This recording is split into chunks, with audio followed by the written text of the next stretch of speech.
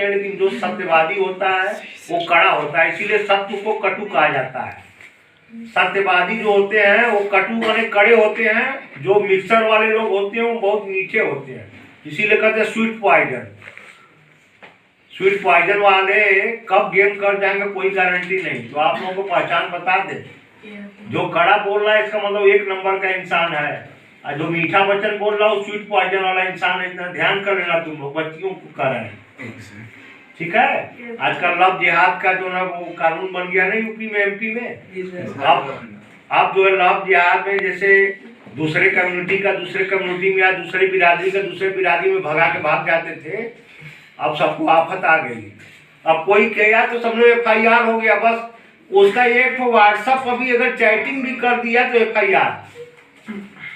अगर मान लो आपने व्हाट्सएप पर चैटिंग किया दूसरे बिरादरी का, इसलिए भैया अपना अपना बिरादरी बचा के रखो, अपने अपने बिरादरी में लव करो, जिहाद न होने पावे। लव करो लेकिन जिहाद न होने पावे। लव खूब करो, धुआंधार लव करो, लेकिन जिहाद न होने पावे। जिहाद माने वो कहीं FIR में न कन्वर्ट होने पावे, ठीक है। चलो बच्चों, तो आ जाते हैं हम लोग अगले क्वेश्चन पर।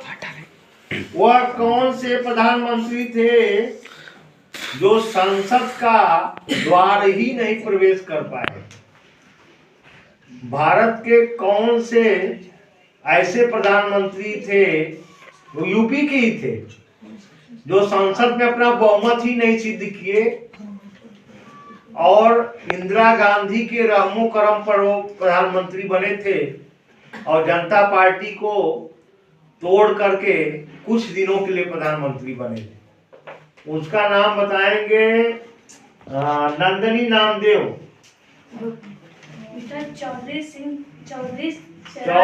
चरण सिंह, चौधरी चरण, क्लैपिंग क्लैपिंग।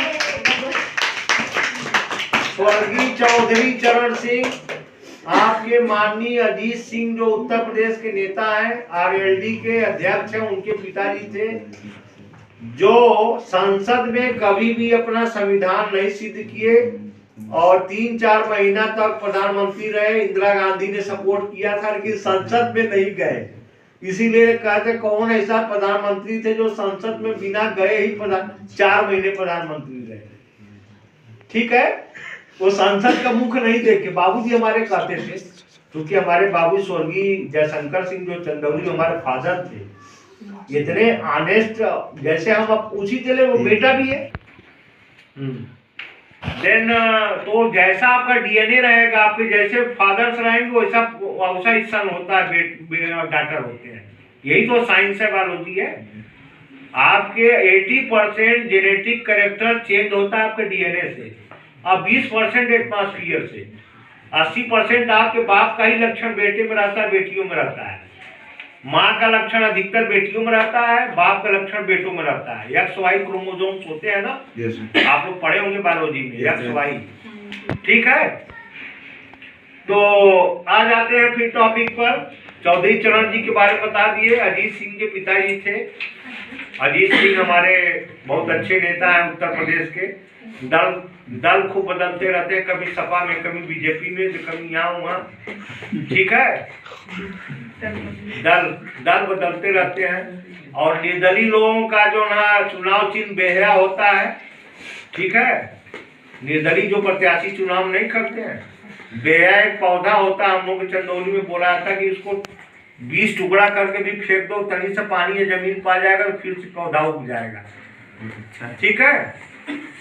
तो निर्दलीय प्रत्याशी खाली आदमी रहते हैं और चुनाव चिन्ह उनका क्या रहता है? बेहया। बेहया माने कि जहाँ पैसा मिल जाएगा उसी की तरफ अपना ढनक जाएंगे, पैसा लेकर के अपना बिक जाएंगे। उनको शराब मिल गई, मुर्गा मिल गया, बकरा मिल गया, पैसा मिल गया 4-10 लाख, फट से सपोर्ट करके बेच देंगे वोट। तो बच्चा तुम लोग ऐसा मत करना जीवन में, इसीलिए देखो समझा रहे हैं, तुम लोग भी भविष्य के नेता बनोगे, अभिनेता बनोगे, कुछ न कुछ बनोगे। सर जी की बातें याद रखना, ठीक है। तो अगला क्वेश्चन की तरफ चलते हैं। अच्छा ये बताइए बच्चों, वो कौन से भारत के प्रधानमंत्री थे जो मात्र 13 दिन जो है भारत के प्रधानमंत्री थे? इसको सुजन मिश्रा जी बताएंगे। मात्र 13 दिन भारत के प्रधानमंत्री थे। वो कौन से महानुभाव थे जो मात्र 13 दिन? स्वर्गीय Atal Bihari Vajpayee ji. Very good, clapping. बहुत अच्छा। स्वर्गीय अटल बिहारी वाजपेयी जी प्रथम बार जब प्रधानमंत्री बने थे, और स्वर्गीय शंकर दयाल शर्मा जी आपके राष्ट्रपति थे। और शंकर दयाल शर्मा जी बहुत ही मृदुभाषी और अच्छे राष्ट्रपति थे। तो जब अटल बिहारी वाजपेयी को प्रधानमंत्री, सबसे अधिक सीटें बीजेपी की आई थी। बीपी सिंह की जब सरकार गिर गई थी, कुल अनेक राजनीतिक घटनाक्रम है, आप लोग अपने पापा मम्मी से पूछेंगे, बताएंगे। तो शंकर दयाल शर्मा जी बीजेपी की सीट ज्यादा आने के कारण दल के सबसे बड़े जो दल लोकतंत्र हम लोगों का जो है लोकसभा का, उसमें बहुमत के लिए 273 सीट चाहिए, 273 सीट। आपकी लोकसभा में बहुमत के लिए कितना चाहिए? 273 सीट। पूरे इंडिया भर में जो पार्टी 273 सीट पाती है उसी को बहुमत बोलते हैं। ठीक है? लोकसभा में 273 सीट जिस पार्टी को आता है उसी को हम क्या बोलते हैं? बहुमत। उसी की सरकार बनती है। ठीक है?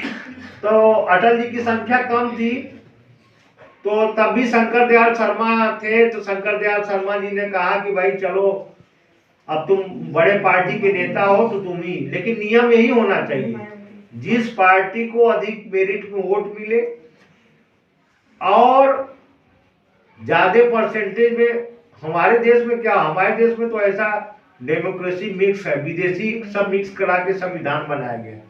हमारे पिताजी कहते थे भारत का जो संविधान वो कूड़े का ढेर है। कूड़ा, जैसे कूड़ा नहीं फेंका था, ढेर है। अरे संविधान छोटा होना चाहिए जिससे न्याय हो सके। बरसों बरस बीत जाता है, फैसला नहीं हो पाता, लोग दौड़ते रहते हैं सुप्रीम कोर्ट, हाई कोर्ट, मार परेशान, अपना खेती बाड़ी बेच करके अपना मुकदमा लड़ने में पूरा गृहस्थी बेच डालते हैं।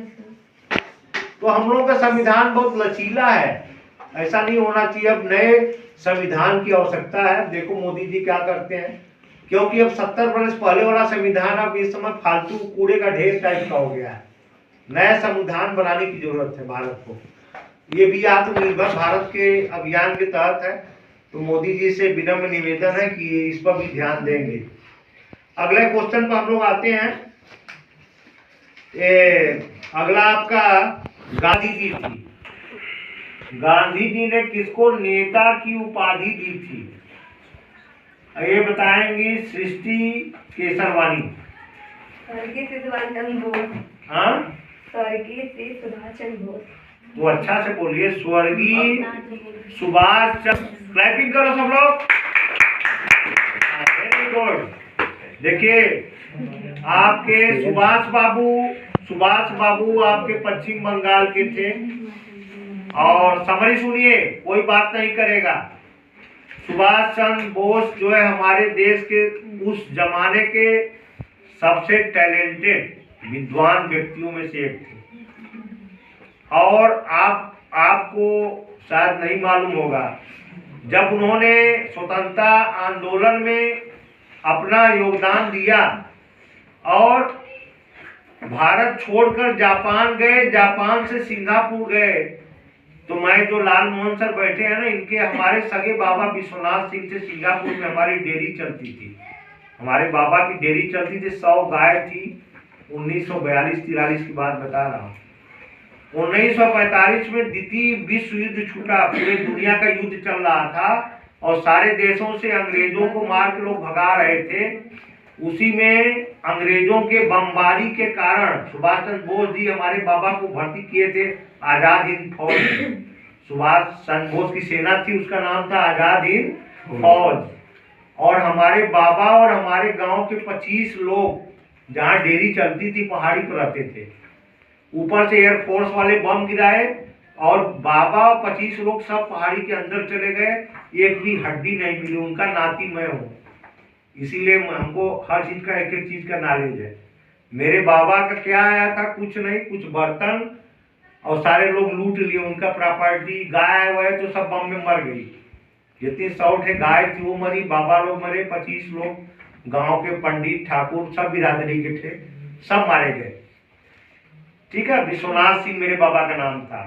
तो हमारे बाबूजी उसमें 12 साल के थे। अब सोच लो, मात्र 12 साल के हमारे पिताजी थे, छोटे से उनके पिताजी का देहांत हो गया, और भी लाश भी नहीं मिली, सारा हड्डी तो पहाड़ी में चली गई बम से। तो पुतला जो है गांव में, जो आटे का पुतला बना के उनका जो है क्रियाक्रम किया गया मेरे बाबा का। तो इतना हम लोग देश के लिए त्याग किए हैं, लेकिन देश ने हमको क्या दिया? यही तो सब, इसीलिए तो बाबूजी कहते थे ये कूड़ा का ढेर, जितने चापलूस थे वो शासन में आ गए। जो जो अपना शरीर दिए, पैसा दिए, वो लोग भिखारी हो गए। और जितने चापलूस थे, चोर थे, अंग्रेजों का बैग धोते थे, अंग्रेजों का जूता पालिश करते थे, और वो सब शासक बन गए। और जो देश स्वतंत्रता पे अपना जान दिए, प्राण दिए, उनको भूखमरी मिल गई। यही इसीलिए कहते हैं भारत का संविधान कूड़े का ढेर है।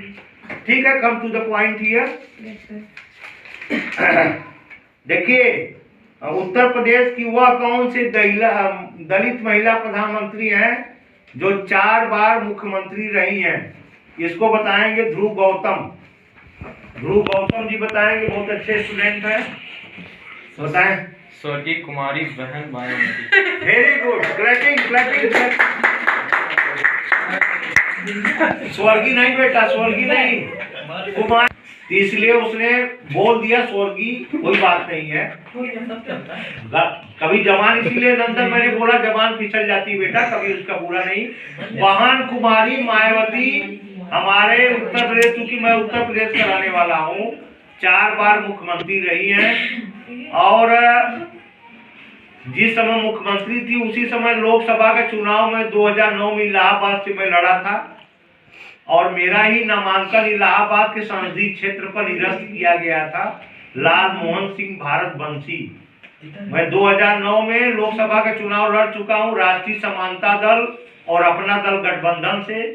2009 में मैं इलाहाबाद संसदीय क्षेत्र से चुनाव लड़ चुका हूं, लेकिन मेरा नामांकन है कैंसिल हो गया। चुनाव क्या लड़ा, अपना सब पैसा बर्बाद करके, घर मकान बेच करके भिखारियों की तरह से घूमे, और इसलिए यूपी छोड़ करके एमपी में नौकरी कर रहा हूँ। यही है जीवन की सच्चाई।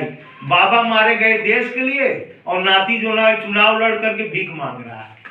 यही स्थिति, इसीलिए कहते हैं भारत का संविधान कूड़ा का ढेर है, इसको जला देना चाहिए, किसी काम का नहीं।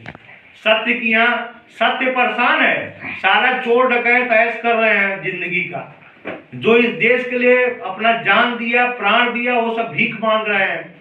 तो इससे बढ़िया इस देश के संविधान का कोई मतलब नहीं है। ऐसे संविधान इसीलिए कहते हैं मोदी जी को कि नया संविधान बनाने की जरूरत है। कर्मठ जो व्यक्ति हैं उनको स्थान मिलना चाहिए, तभी देश से असमानता दूर होगा। अयोग्य व्यक्ति स्थान पा जा रहे हैं, ये कैसी डेमोक्रेसी है? जिस टीचर को पढ़ाने नहीं आता उसको स्कूल का प्रिंसिपल बना दिया जाता है, जिसको बोलने की तमीज नहीं उसको स्कूल का प्रिंसिपल बनाया जाता है। ये कैसा संविधान है? जो प्रिंसिपल योग्य है वो चपरासी काम करता है, ये कैसा संविधान है? मैं क्वेश्चन कर रहा हूं। जिसको थोड़ा सा लिखने का भी शऊर नहीं वो लेक्चरर है, और लिखने वाला बेचारा वो पत्रकार बन के भीख मांग रहा है। ये कैसा संविधान है? बहुत बहुत कटाक्ष है मेरे पास, जाने तो मेरे दर्द है, क्योंकि हम भी सफर कर रहे हैं जीवन से। चुनाव लड़ करके अपना घर मकान करोड़ों का बेच करके मैं छोटी से 15,000 की नौकरी कर रहा हूँ, और छोटी से कोचिंग चला के अपना पेट भर रहा हूँ। जो मैं 2008 में मेरे 24 कमरे के हॉस्टल थे सब बिक गए, कार बिक गई। 2-2 तो मेरे चपरासी 4-4 तो मेरे साथ घूमते थे, सर करते थे। आज एक छोटा सा टीचर बन के घूम रहा हूँ। नहीं, एक जलवा था एक जमाने में, तो चुनाव लड़ गए, विनाश काले विपरीत बुद्धि। इसीलिए कहते हैं ना कि धन बल बाहुबल का जमाना चल रहा है, जिसके बाद धन है बाहु है वही बल है। सीधा लोग मारे जा रहे हैं, लात खा रहे हैं सीधे लोग। तो आज का टाइमिंग बहुत ज्यादा हो गया, और वीडियो शूटर हमारे रेहान जी और शिवम जी तो क्रिकेट खेल के थक गए, आराम कर रहे हैं। तो रेहान जी को बहुत बहुत धन्यवाद भाई। आज हम लोग ने जीके का बड़ा आनंद दिया। जिन बच्चों से क्वेश्चन माही गुप्ता से, वैष्णवी से नहीं पूछा गया है और जिनसे नहीं पूछा गया है, अगला जो वीडियो होगा उसमें पहले आप लोगों को स्थान दिया जाएगा। तो इसलिए आज के लिए धन्यवाद। Thank you very